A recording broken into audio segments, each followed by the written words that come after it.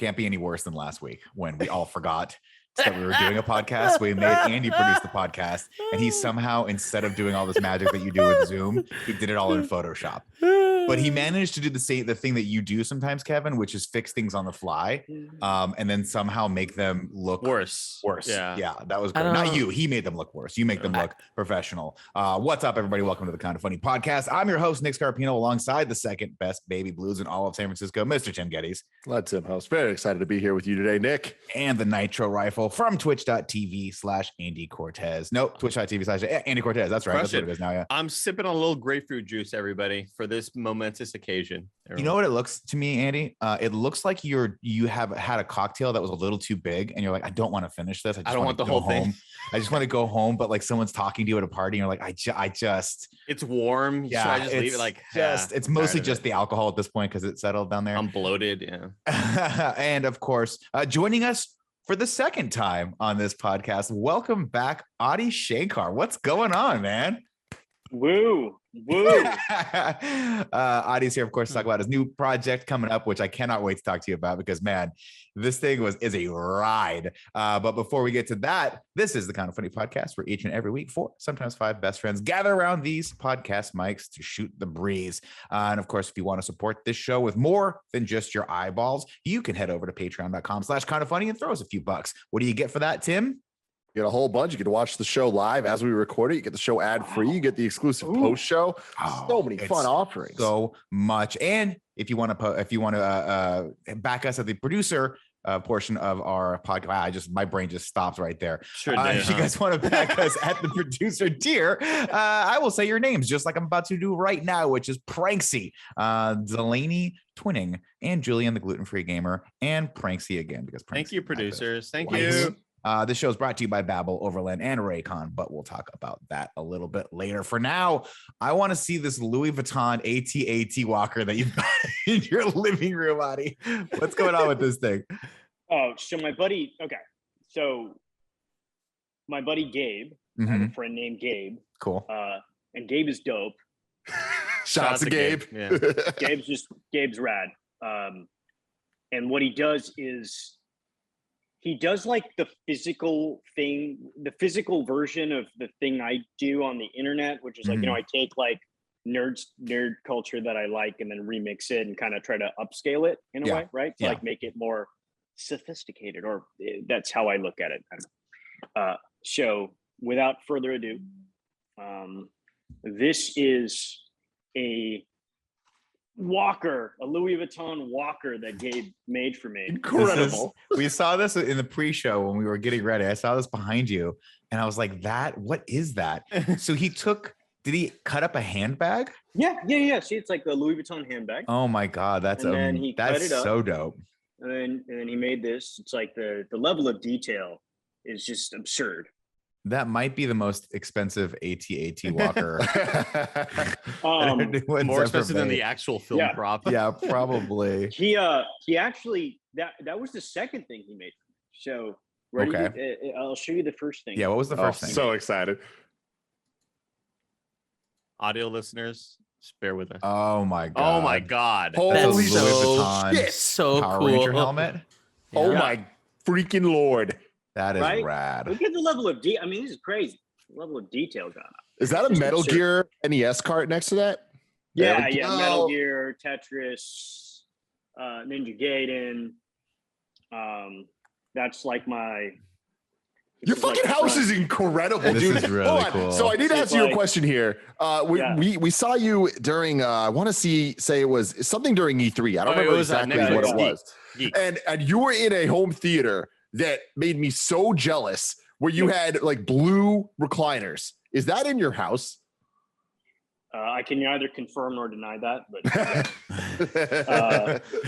this is so, dude. Check this out. This is like a sculpture I have in my place by this artist in New York called Jack Greer. That's badass. Like a chainsaw. Chainsaw. Right. So like, you walk cool. in the front door, right? So you walk in the front door, and then you're like, oh shit, there's like a Jack Kirby inspired mural. I'm probably gonna fuck with this guy. I'm gonna fuck with this guy because he's a nerd. Yep. Oh wait. Chainsaw. He might cut me up. He might cut me up. Yeah.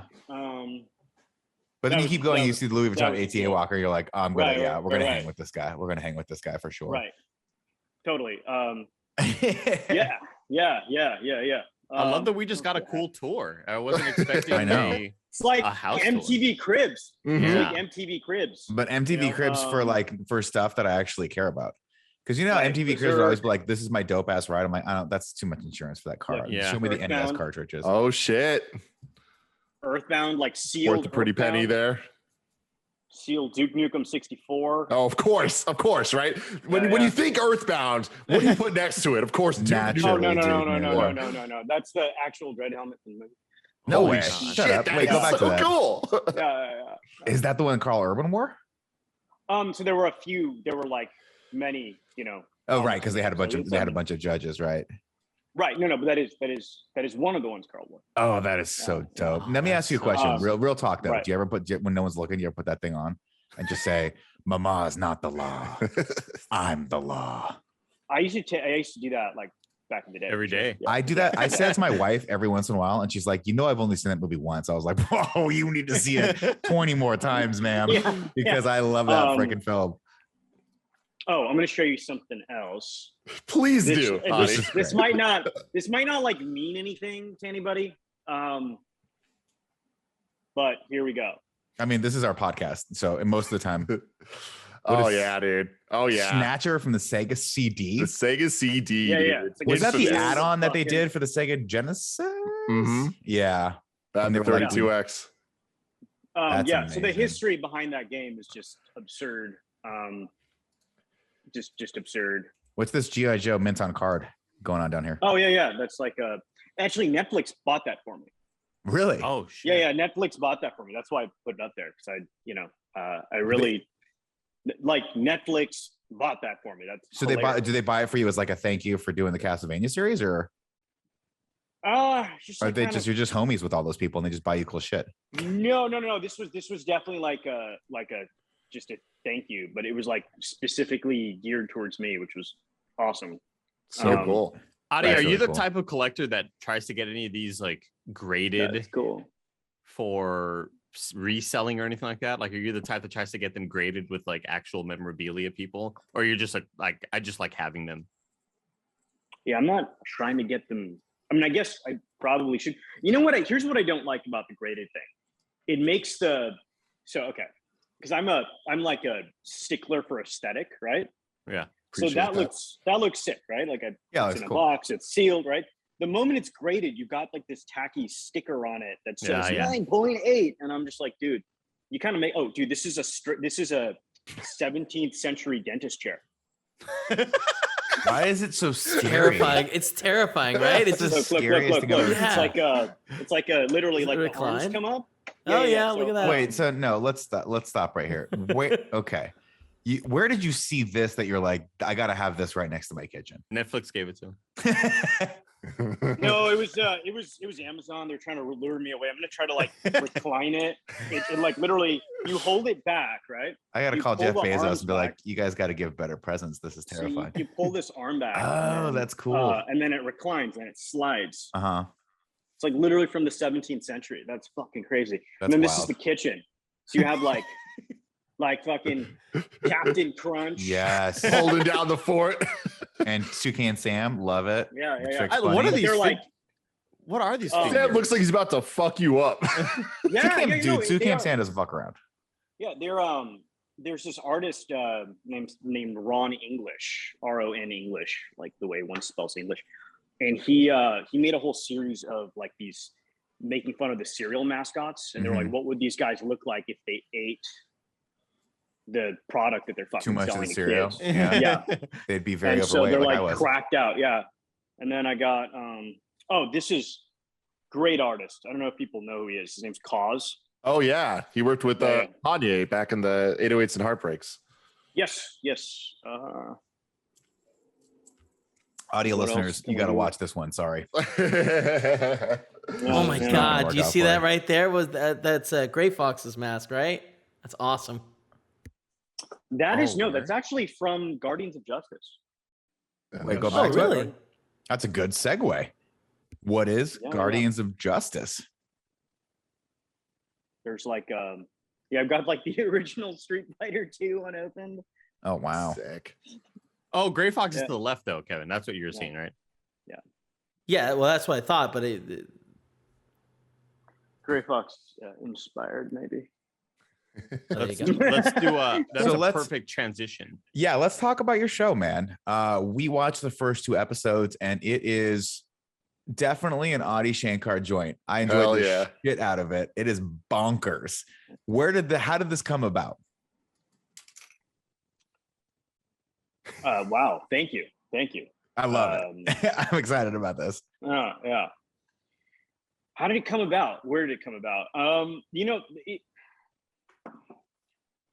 I didn't understand why stories weren't told this way in the past. Because it's told in an interesting way.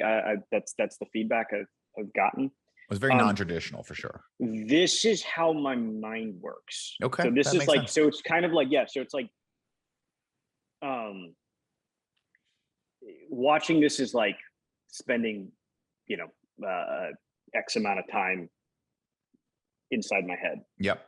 Good time. And I used to a lot going on. And lots going on. I don't know if you guys remember, but there were like even years ago, I guess when I first started quote breaking out on the scene, I was really fucking bad at doing interviews. I was awful, like taking long pauses and all that. It's just because my mind would work faster than I could articulate, and I was also very shy. And also, when I would imagine things, I couldn't imagine them in live action, so I would imagine them in cartoon.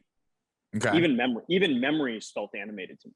It's like the aliens in the Arrival. It's like aliens in Arrival where they see time in a different way. Adi's on that level. You know what I always thought, Andy, when I watched the movie, I was like, why do they communicate with coffee cup stains? Yeah, that's what we all thought. Weird.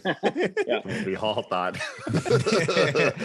So yeah, watching the show, I mean, it's a mix of live action and a lot of different styles of animation. Was that done? Yeah. How did that come about? Like, did you reach out to just various studios for that, or were you just like, I want this to be CG, I want this to be classic 2D animation? It was that, and it gets crazier as the show progresses. So all in all, there's I say there's 8 styles of animation, but then when you go into like the nuances of the micro styles within the styles, like you have about 32. That's no, it was literally just that. I'm like, okay, I'm seeing this. Can you make this exact shot? And people were working in a vacuum.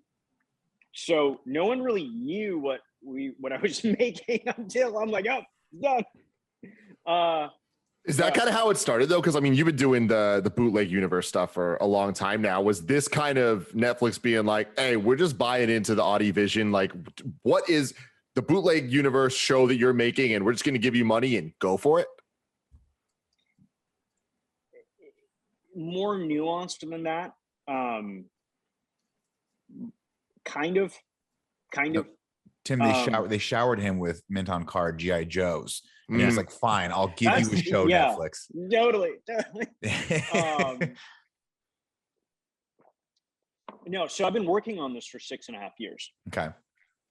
I don't know. Maybe I should kind of preface. Yeah, let's dial it back and tell it to the audience who doesn't know what the show's all about. Give them the pitch on what Guardians of Justice is. It kind of lures you into thinking you're watching a superhero show, but then becomes everything but a superhero show because I didn't want to make a superhero show. I guess the other way to kind of look at it is if you looked at the Bootleg Universe one-shot fan film series, this is a more grown-up, longer form version of that. That's another way to look at it. It's kind of a passion. I mean, obviously it's a passion project of mine. I had this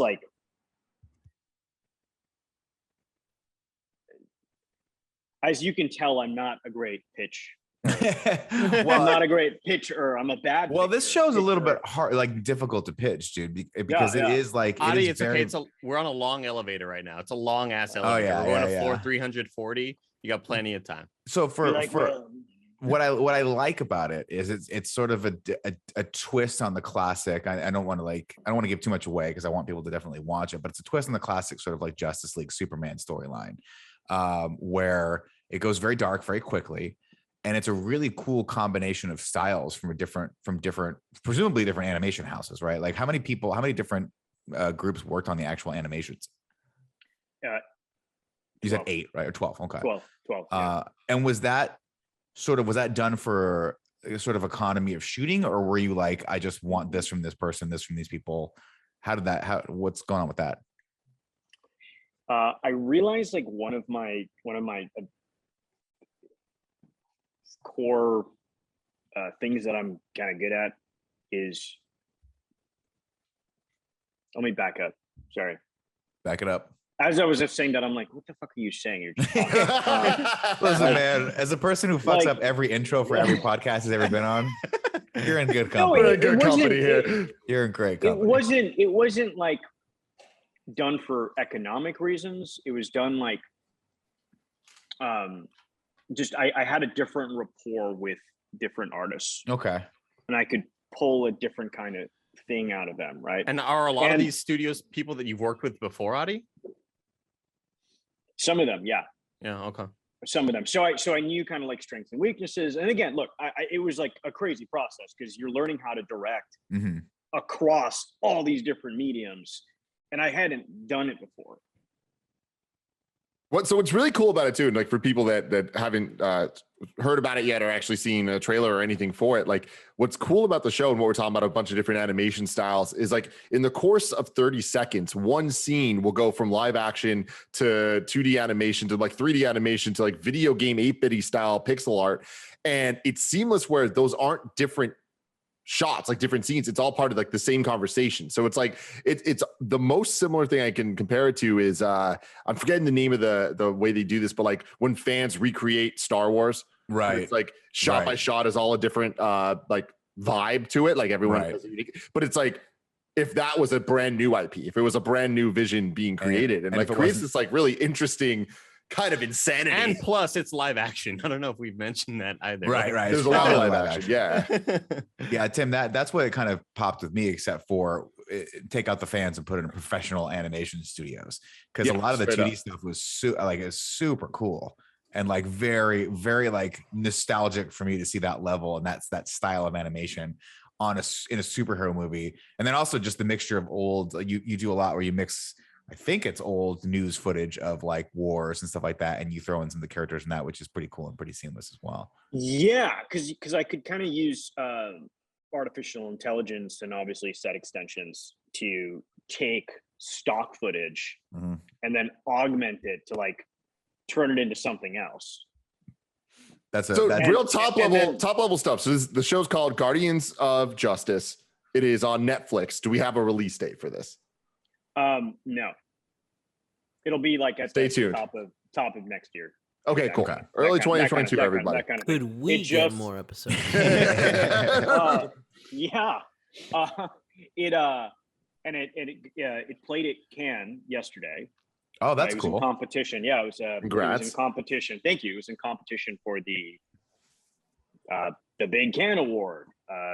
It didn't win. I just found that out like a couple hours ago, but you were robbed. It's all right, whatever.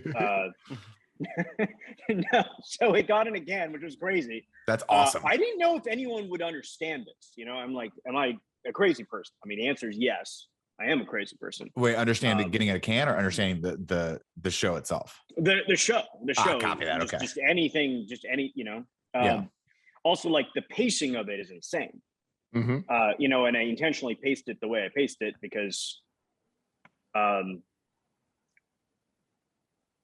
that's how your mind works. Yeah. Well, that's how my mind works. It's how my mind works. And also like, you know, I wanted to, like the show's about chaos. Ultimately, like, thematically, that's one of the things that are going on there. So, like, I wanted you to visually feel chaotic while watching it. Well, so, that definitely comes across for sure. And I wanted to feel like I was jumping out of your TV and pouring Starburst into your eyeballs. You nailed it. You nailed it. I started watching the first episode yesterday after we wrapped a podcast, and time sort of stood still for a hot second. And I'm like, I think I ended up rolling it back halfway through and rewatching the second half of the first episode because I'm like, I got a lot of it, but I'm not sure if I got all of it. And I want all the Starburst in my eyes. I mean, it's really crazy because, like, yeah, it's similar for me where I started watching it and the first episode was over like before I even had time to think about it all. And it moved so quickly where it's so internet, but it has the production value of kind of filmmaking, like a filmmaker's perspective. And so it's like nonstop things being thrown at you. And whether it's references to things or like cameos or just different actors popping up that you would never necessarily think would be together, but then when you see them together, you're like, this is rad. Like, I think rad's a really good word to describe the show. Yeah, what's the process with, I don't want to, again, we have to be very careful not spoiling stuff because I'm very, very bad at it, but how do you reach out to these people to be in this? What's the process there?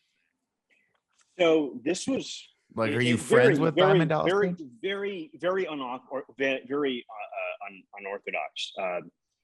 With the exception of like a small group of people, I had personal relationships with everyone in the cast. So I just texted them or called them and was like, hey, I'm doing this thing. Can you show up on Tuesday? And they're like, what is it? I'm like, I'll try to explain it to you, but you'll get frustrated. So just show up. I have a costume for you. Don't worry about it. Yeah. You know, and a few people were like, you know, like, like one actor at one point was like, my acting teacher is rolling in her grave right now. What are you making me do? Like, this is horrible acting. I'm like, yeah. No, it's supposed to be overacted. It's all very nailing it. Yeah, the like, whole vibe is very over the top. I love it. Well, the live, so this isn't like a live action show that is mixed media. This is a cartoon that turns in, you know what I mean? Like this is a cartoon in live action. Interesting. Because I like cartoons. Exactly. Speed Racer was one of the references for sure. Oh yeah. You know, as was Natural Born Killers. Now I didn't like the movie Natural Born Killers. You know, I thought that the plot. We've talked about Natural Born Killers. Fucking suck it. We've talked about Natural Born Killers a lot on this podcast. For some reason, I don't know why. It's mostly because I think Woody Harrelson was in Venom. What was the reference for last week? No, that's why. Yeah. Okay. Yeah.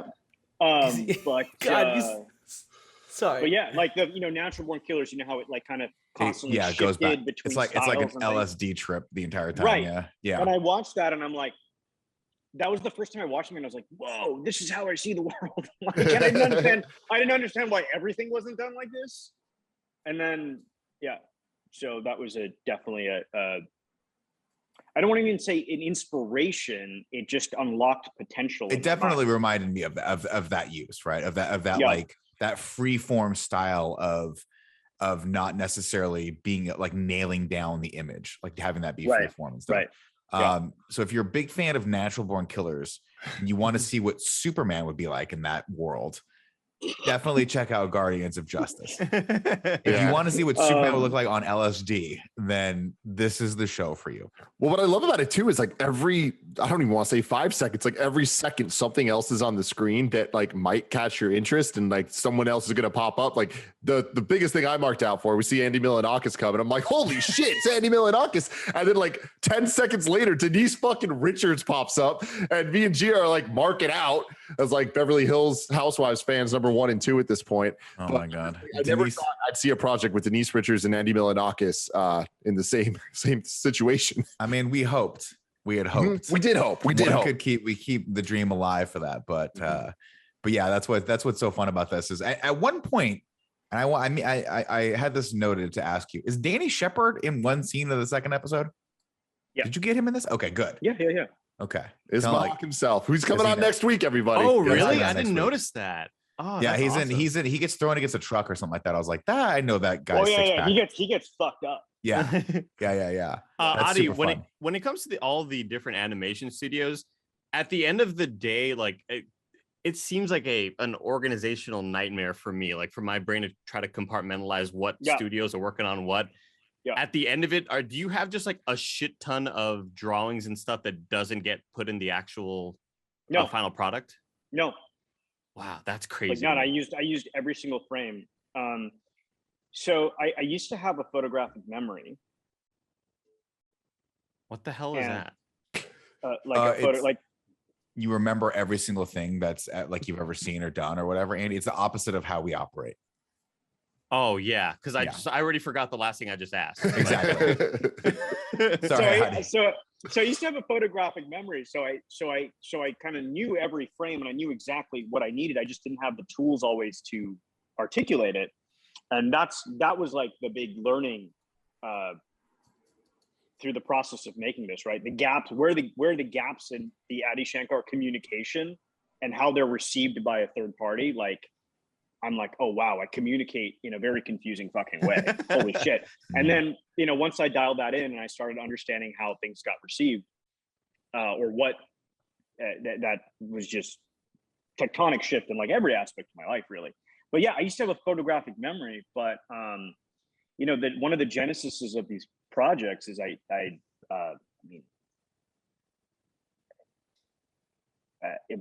don't want to spoil the show. There's no spoil. I don't think you can spoil this show. I don't think this is one of those shows you can't really spoil. Yeah. Well, I felt suicidal. Oh, okay. During the directing of the show or during the concepting of all of it?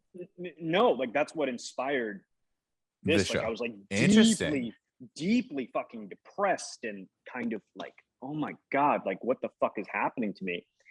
And I was very, I felt like a prisoner I literally felt like a prisoner in my own body, not like I was a prisoner in my own body. I'm sorry, I'm trying to like talk around this without trying to be woe is me and kind of keep it lighthearted. So, but that was one of the genesises of this project. I was trying to like kind of heal myself while trying to kind of feel seen by the world. So I'm like, okay, I'm gonna like create a piece of art with how I'm feeling to maybe get clues on how to heal myself.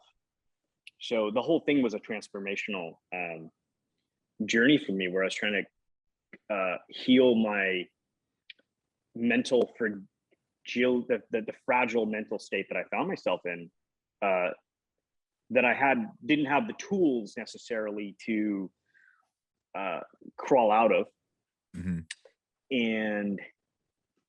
But yeah, so that I went and saw a doctor who was like, dude, you don't look right. So they put me on antidepressants. One of the side effects of antidepressants is it messes with your memory. So when I say that I used to have a photographic memory, one of the things that it did was it went away. So I lost access to this ability I had. Oh wow.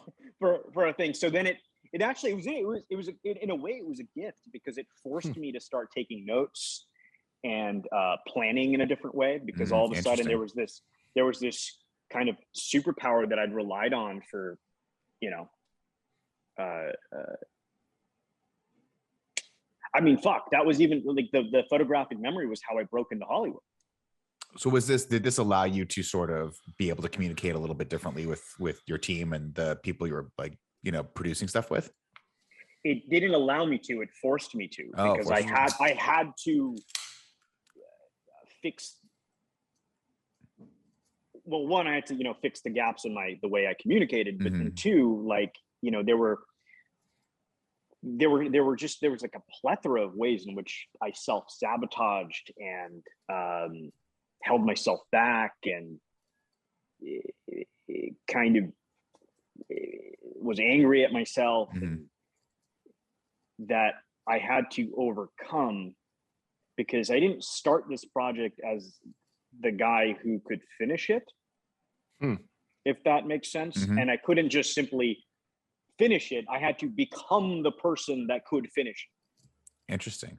So where you're at now, you feeling like you're that guy? Yeah, I feel like, in Dragon Ball, when their hair becomes gold. Super Saiyan. Yeah.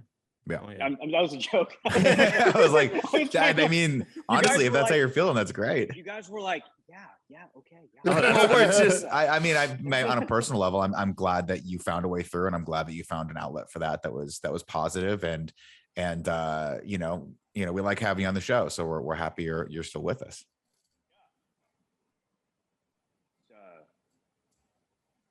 Microphone got very kind of quiet. nuts. I mean, it's kind of the whole thing. I mean, I'm skirting around a lot of nuance here, but yeah. We don't. I mean, obviously, we don't want to dive too deeply with you if you don't feel like going there. And I'm happy to. Yeah, I'm happy to. But it was, you know, I also I wasn't born in America. I grew up mainly outside of America. I'm South Asian, Indian. Mental health is like not only not a thing that's recognized there in that culture, it's a taboo. So no one talks about their feelings and kind of communicates and stuff like that. So we are more than happy to talk about mental health in this podcast. We've been very open with some of our struggles as well here, and I think it's incredibly important to do so. And I think that I mean, me personally, like, I think we've talked a lot about our need, even in this society, to destigmatize it.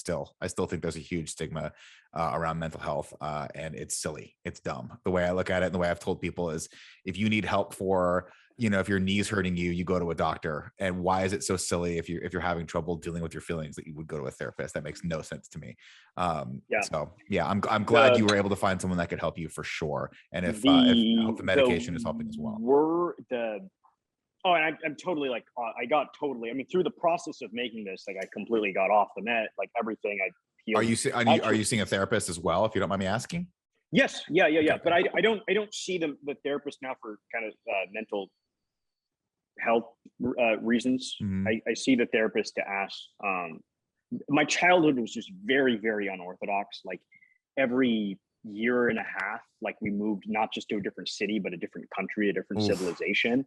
Yeah. So I didn't have like, so the lens through which I was viewing reality was not consistent ever, and it kept changing. And I had so there was no consistency. So having a consistent person that I talk to every week that can give me feedback on how they're seeing reality is incredibly helpful. That's a great just real quick. I just want to just say something to you guys about the mental health thing in the South Asian culture, because I don't know how many, the demographic breakdown of your audience, but so, the reason mental health is so stigmatized in the South Asian ecosystem culture is our entire society is built around arranged marriage, really marriages, and a lot of them are arranged marriages, right? Like, the movies are predominantly about marriage, like people spend an exorbitant percentage of their net worth on their kids' marriage. Like, it's just insane. The whole thing is marriage.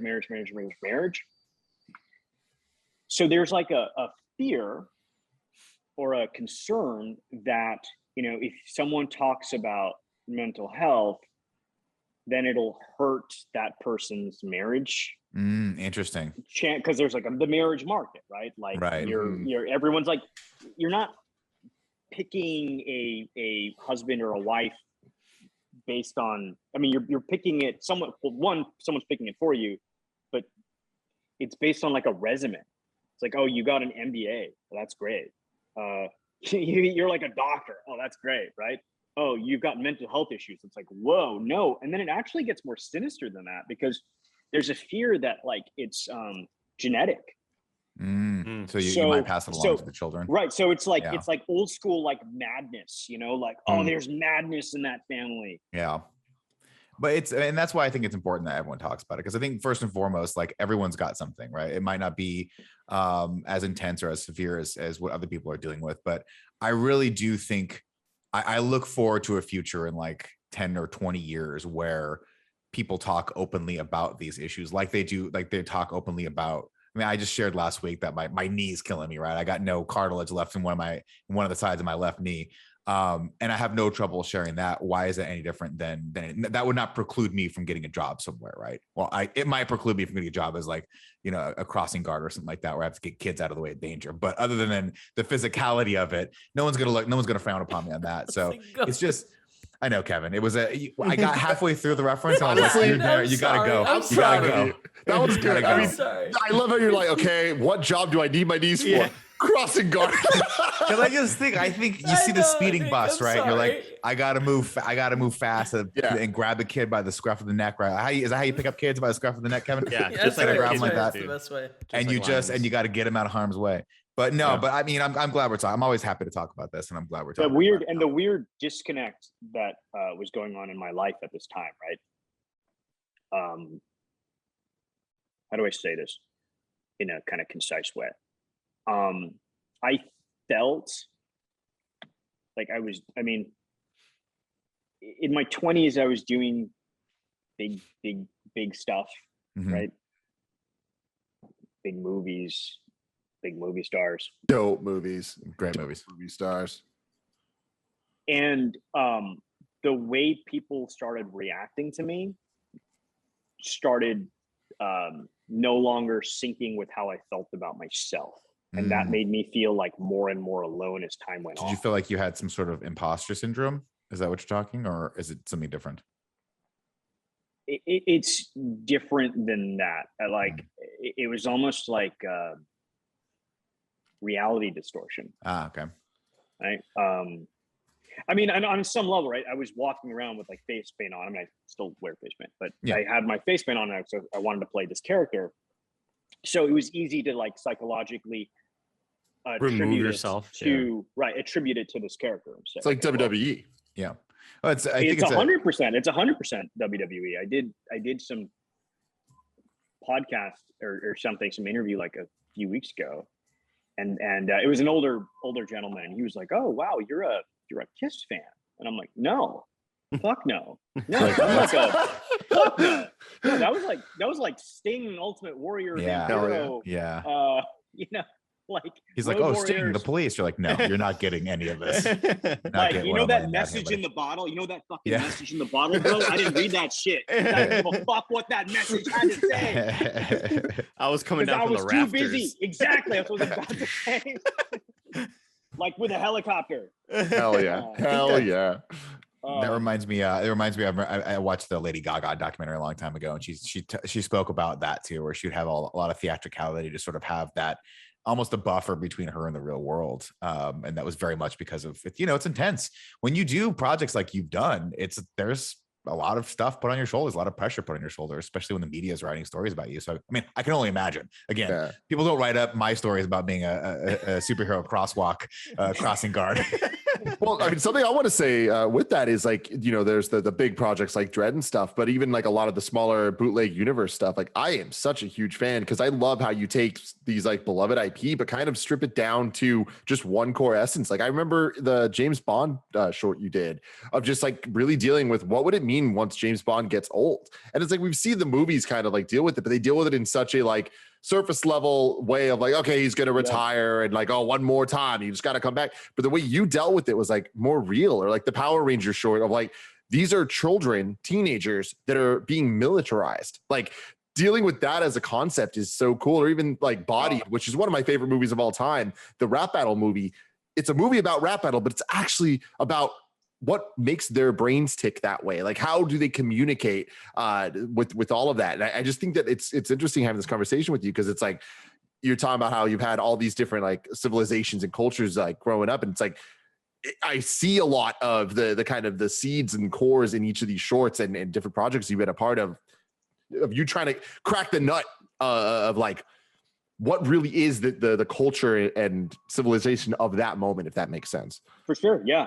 I wasn't aware that that's what I was doing, although that's what I was doing. And then I kind of gained an awareness of it like a couple of years ago. And I mean, I gained the awareness because I started understanding why I was doing that. Because I had I felt like my childhood was kind of taken away from me. Mm-hmm. So I felt this need to go in and take, and be like, oh yeah, this, fuck you, it's dark. Yeah. Like on a subconscious level, that's because that's how I was viewing it as a kid, right? Because I was like kind of a traumatized child, and so I'm like viewing as a traumatized child like kind of a happy image through this lens of what are they not telling you. So once I got out into the real world and just started kind of became an artist, even though I didn't realize that's what I was doing. That is the kind of story I was constantly trying to tell, to almost the detriment of my career in some ways, right? Because you guys don't know about the projects that didn't happen, or the meetings that I went in, and like DreamWorks, for instance, reached out to me a number of years ago, and they're like, hey, we want to do something with you. We love your point of view, your perspective. Here's our intellectual property library, and I was like, and I'd come in and I was like, look, here's what I want to do, and I don't want to do anything else. I'm gonna kill Shrek. We're gonna finally train that dragon. A hard R, where's Waldo? That's and I had this whole thing, and they're all like, who's this guy talking? Yeah. Yeah. But I was like, hell, I didn't want to do it. I really wanted to do a hard R, where's Waldo? Because I'm like, what the fuck is this guy hiding from? Like, what the fuck is he running from? You know what I mean? What the fuck is wrong with this guy? Where's he been? Where's he going? I see this perspective. I love like, I appreciate like this. what was taken away from him? He's like that Jason Bourne. No, exactly. On the Exactly. lam constantly. But like I never the thought about fucking that. the cane would be like his weapon. You know what I mean? So I imagine they didn't go. They were like hard R. We're not gonna. Like, we might not go in that direction with that historic like, franchise. And they definitely went away, and we're like, what happened? Who plays Waldo? Who are we casting as Waldo? Everybody. Wait, before we get to that, ladies and gentlemen, because I do want to know who's going to cast Waldo. Let's take a second to tell you about our sponsors.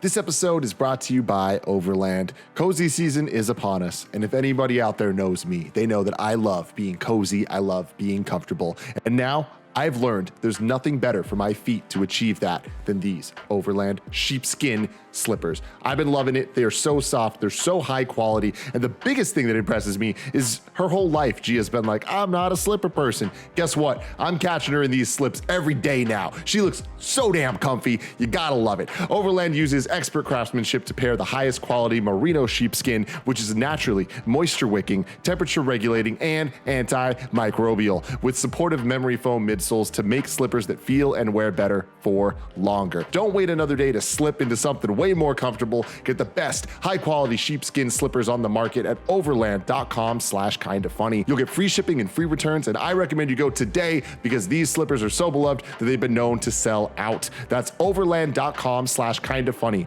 Overland.com/kindafunny. overland.com/kindafunny. Next up, shout out to Babbel. A lot of us are thinking about travel again, but not knowing the language of our destination can make even the simplest things harder. But you can change that with Babbel, the #1 selling language learning app. Their short lessons on practical topics, from menus to directions to local culture, make it a travel essential. Greg Miller's been using Babbel to learn a little bit more French so he can impress Jen, and it's been going very, very well. Babbel's 15-minute lessons make it easy for learning on a busy schedule. Other language learning programs rely on AI, but Babbel works with language experts to create their lessons. And Babbel's teaching method has been scientifically proven to be effective. With Babbel, you can choose from 14 different languages, including Spanish, French, and German, even Turkish and Indonesian. Plus, their speech recognition technology can help you improve your pronunciation and accent, because even if you are a tourist, you don't need to sound like one. Right now, when you purchase a 3-month Babbel subscription, you'll get an additional 3 months for free. That's 6 months for the price of 3. Just go to babbel.com and use the promo code MORNING. That's BABBEL.com, code MORNING. Babbel, language for life. And finally, shout out to Raycon. There's so much going on right now, whether it's stuff you're excited about like traveling or stuff you'd rather avoid like traffic. You can't always control the vibes out there, but you can control the vibes in your own head when you've got a pair of Raycon wireless earbuds in your ears. Cool Greg's been training for a half marathon, and as he's been getting his run on, as he's been working out, he's been listening to his jams using his everyday Raycons. He's been loving them. Raycon's new everyday earbuds look, feel, and sound better than ever. They've got an improved rubber oil look and feel and optimized gel tips for a perfect in-ear fit. Plus, you get 3 new sound profiles, so the sound is great no matter what you're listening to, whether it's a podcast like this, rock music, EDM, hip-hop. It's all cool. Raycons start at half the price of other premium audio brands, but they sound every bit as good. Right now, Kinda Funny listeners can get 15% off their Raycon order at buyraycon.com/kindafunny. That's buyraycon.com/kindafunny to save 15% on Raycons. Buyraycon.com/kindafunny. Okay, we're back from the sponsors. I have a question from Patreon, but I do want to know who we'd cast as Waldo. So before I get to this amazing question from Eric Myers over on Patreon, who do we want to cast as Mr. Waldo in this? So here's the thing: if it's DreamWorks, it's animated, right? So just keep that in mind. Oh, unless Andy, if you want to make it a modern Audi project. No, I love the idea of it being animated. I'm just wondering who's the voice of Walt. Is he a voiceless character? Is this like a Zelda type situation with Link? No, I think he's got to have perspective. So just I'll give you just a kind of couple direction things. I saw it in a that kind of that Playmobil style animation, feels very European but very crisp and not gritty at all, so almost feels like a kid's cartoon. I wanted to have like that, so the blood felt like it was literally clay coming out, so when he would whack you with his cane, there'd just be like kind of almost like almost like a delicious goo. And Waldo's voice, I didn't want it to match his physicality because I wanted him to look just like Waldo, but then he talks like this. It's like, listen, motherfucker, I'm here. Yeah. So I'm gonna throw this out there, just top of my head, no reference whatsoever. I hear animated, I hear character, I think Chris Pratt. Let's just go with it. He can do everything. He can do it all. Super Mario, Chris Pratt. I love that, Nick. I love that. I want to go Tom Hardy with this Venom voice. Tom Hardy with Venom. I don't know. Yeah. I'm thinking Josh Brolin. I would love Josh Brolin I think would do a great job with that. Yeah. There you go. Eric Myers writes in and says, last time Adi came on the podcast, he pitched a crazy Captain Planet movie. My question is, what's your magic school bus pitch? Off the top of your head, off the top of my head. Yeah, just for fun. He just wants to know for fun if you have a magic school bus pitch. If you hard R magic school bus starring Chris Pratt. That's my pitch. So say what you know. I didn't grow up in America, so kind of no broad context strokes.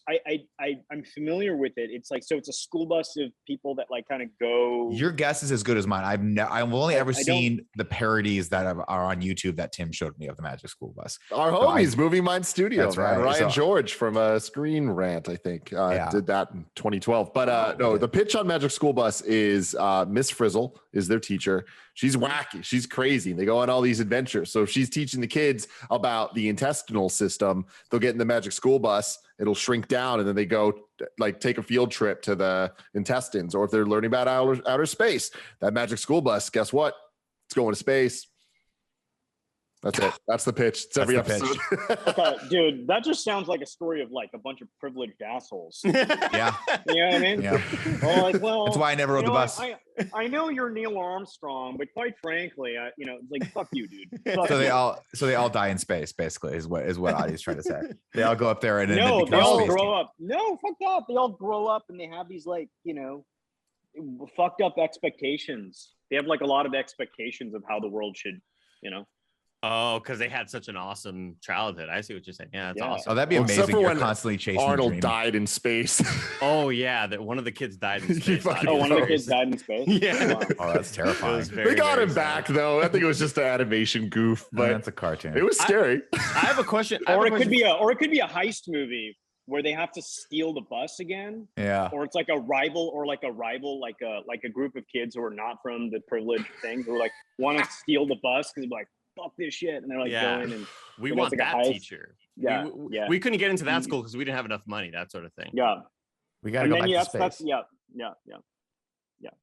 I have a question for Adi, just regarding how the hell do you juggle all of these projects?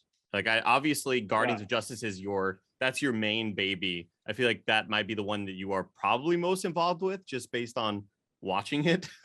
But all the other stuff you're doing, again, you were on Netflix Geeked and you showed off a lot of newer projects that are coming in the future. How the hell do you juggle all this? So that's a great question. You know, I didn't really do anything else. Right. So, you know, it's not like I have a family. It's not like I have kids. I kind of moved to Los Angeles with a singular goal. I mean, you saw the place I live in, right? Like this is currently this is like I kind of, it's your creative space. I exist almost in a 24/7 content creator capacity. So I think there's the word for it is workaholic. Yeah, we like that. So I'm actually what I'm working on right now is finding a balance. But it's here's what's also weird about it. You know, at the same time,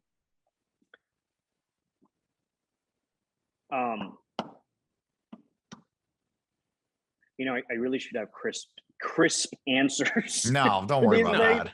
As I'm like thinking about it, like, you know, like, okay, so I think part of it was building a team, right?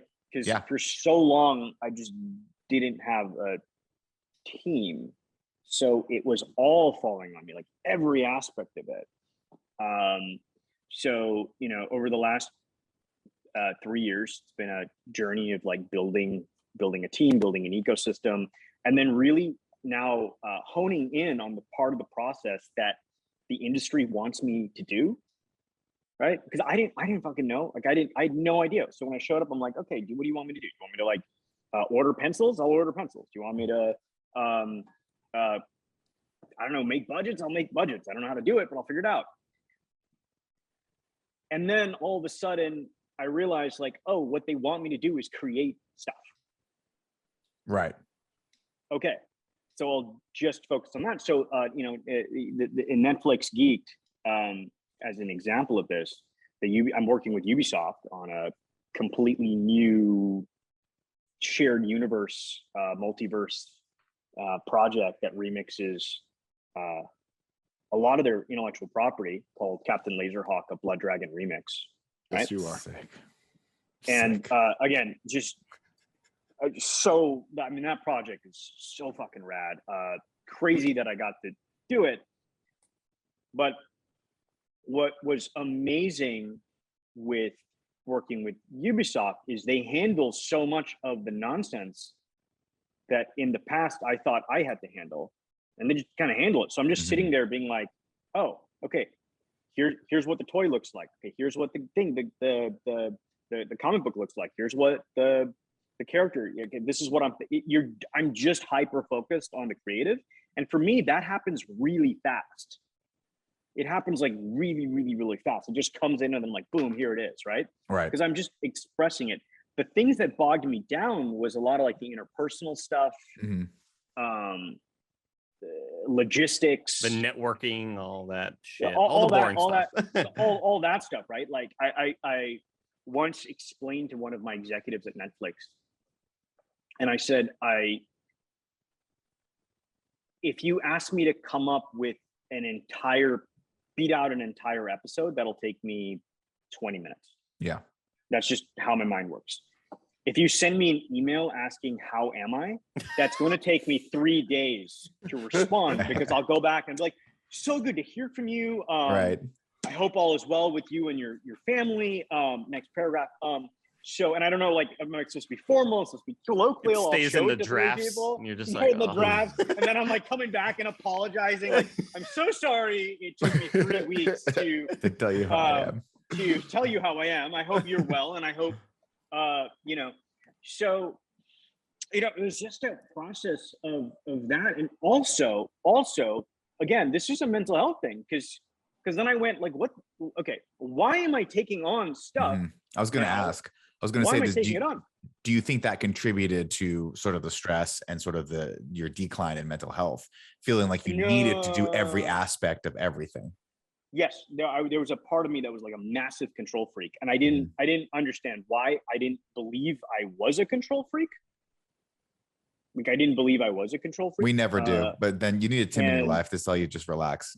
And you know, I guess I just, and not I guess, I mean, I know I had there were trust issues.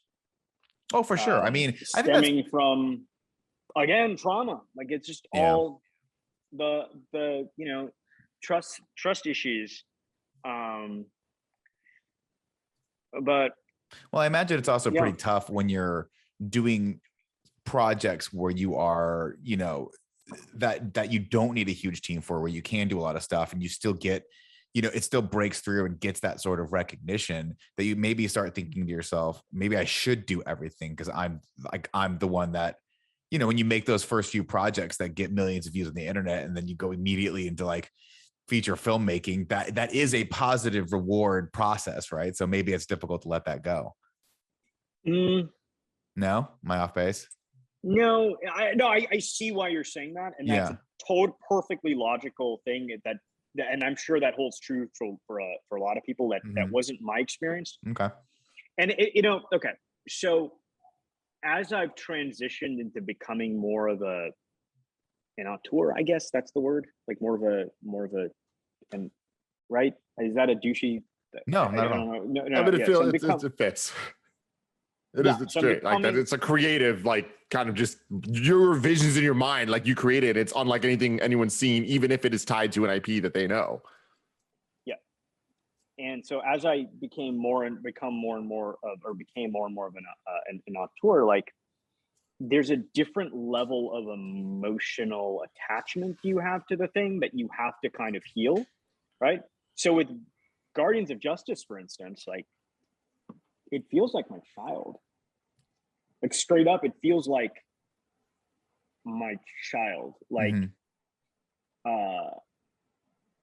in a way that doesn't really make sense. And I have to kind of like let it go and be like, okay, I need to like stop. Because there's a big part of you that just doesn't want to release it because you're like, oh, once I, you know, it's kind of like you take your child and then you like send them off to middle school or elementary school, and all or of you a sudden put them in a magic bus, send them to Pluto. Right, exactly. And they kind of get influenced, and it's no longer like yours, and the whole thing. So, and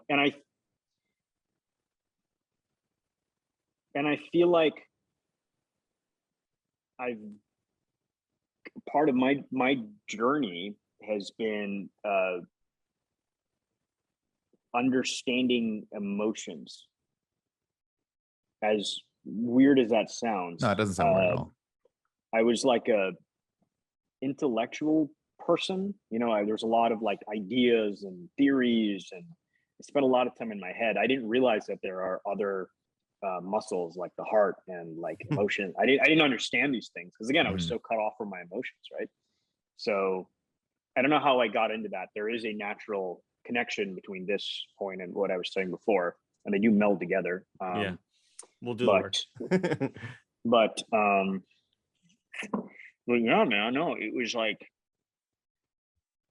but again, I had to like achieve a level of emotional maturity in order to just even be a leader, right? Because I didn't know how to.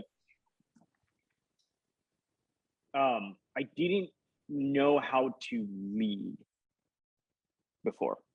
And that's probably pretty important when you're doing projects that require lots of people working with you, right? Yes. Yeah. And most of the time, the people are much older than me. Yeah, that's got to be tough. Right. Because I mean, as the person who's always the oldest person in the room, it's I imagine other people that you have to order around that are older. Like when Kevin has to order me around, man, it's just, I can tell it breaks his heart to have to do it. But do you think that part of that also is just kind of like, and for lack of a better term, just like you growing up, you getting older, you maturing as an artist, and these are the tools that you start to sort of slowly accumulate over the years? No. This was a thing that I had to go and acquire. This is okay. I had to learn because it wasn't organically. It wasn't organically going to come from like, oh, now I've done 6 projects. So that, you know, it was, actually like the whole.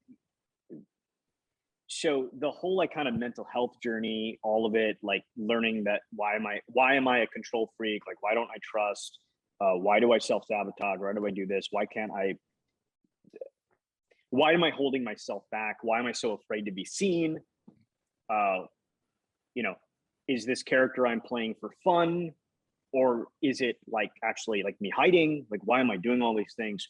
They were all interconnected. And once I kind of went through it, I was left with all of a sudden my life just became a gift, because I was like, holy shit, like I had all this trauma and instability as a kid and as a teenager and as a 20 something, and my life was really insane and I was doing all these things and it felt really chaotic and I was depressed and anxious. And now I'm like, oh my God, I have the rest of my life to just play and enjoy and create stuff in a sandbox that's really good. That I get to play. You know, I can get to come on and talk to you guys about. I'm like in my mind, you guys are like, I mean, not in my mind, like you guys are like friends, right? We're friends, and we share a love of similar things because we grew up with, you know, in a relatively similar time period, even though I was in a different country.